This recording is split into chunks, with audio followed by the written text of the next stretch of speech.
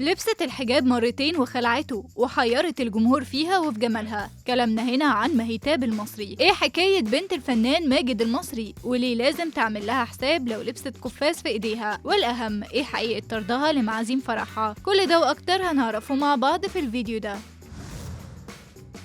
في عالم الفن والسينما بيهتم الجمهور بأبناء الفنان أكتر من الفنانين نفسهم، عايزين يعرفوا بيعملوا إيه في حياتهم وأسرارهم إيه، وواحدة من دول هي النجمة مهيتاب ابنة الفنان الكبير ماجد المصري. مهيتاب مش بنت عادية، دي بنت الفنان الكبير ماجد المصري، ووالدتها الفنانة الكبيرة منى إش. يعني بكل بساطة طالعة من بيت فني كبير وشخصيتها وكاريزمتها أكبر بكتير. مهيتاب مفيش سنة بتعدي عليها غير ويكون ليها موقف أو لقطة تطلع بسببها الترند. الجمهور اتعود معاها على كده وهي فعلا تستحق كده. مهيتاب ماجد المصري لبست الحجاب قبل كده مرتين وسابته في الاخر، وبقى اغلب ستايل لبسها مثير، مفيش ليها فيديو ولا صورة على حسابها على الانستجرام غير واظهرت فيها جمالها وتعمدت ذلك. ده رأي جمهورها وتعليقاتهم عليها. مهيتاب ماجد المصري اتقال في فترة من الفترات انها تدخل مجال التمثيل وهتبقى ممثلة كبيرة، والفضل يرجع لوالدها الفنان الكبير ماجد المصري وعلاقاته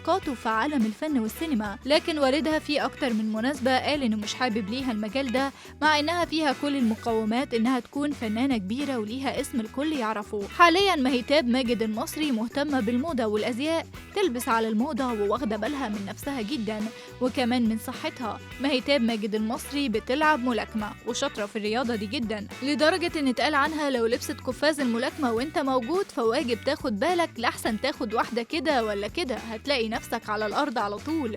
ويا سلام بقى لو انت مزعلها يبقى انت اللي جبته لنفسك، ولو راضيه عنك فيا سعدك يا هناك. هي مرحه جدا وبتحب الهزار والضحك في الحدود المسموح بيها برضو. مهيتاب متزوجه من رجل الاعمال مصطفى القاضي، الكلام ده من سنه 2021 تقريبا، وفرحها كان عامل حاله كبيره جدا على السوشيال ميديا. الكل كان مهتم بفرحها وحضروا عدد كبير جدا من نجوم الفن والسينما وكمان رجال الاعمال الكبار. مهيتاب والدها الفنان الكبير ماجد المصري اللي علاقاته لوحدها تحتاج كتاب كامل علشان تذكر الناس اللي يعرفهم ويعرفوه. حضر فرح مهيتاب الفنانة ليلى علوي وإلهام شاهين ومريهان حسين وغيرهم كتير من الفنانين. وقتها كانت لابسة مهيتاب غطاء للرأس، لكنها وفي فرحها ده أثارت أزمة كبيرة جدا بجملة قالتها في الفرح اتفهمت غلط. اتقال وقتها إنها طردت المعازيم، مع إنها لا طردت المعازيم ولا حاجة. هي كل الحكاية وده بناء على توضيح والدتها بعد كده، قالت إنها حاولت تخرج المتطفلين المندسين في الفرح وهم ما يعرفوش مين دول ولا جم ازاي. في النهاية انتم ايه رأيكم في حكاية مهيتاب ماجد المصري؟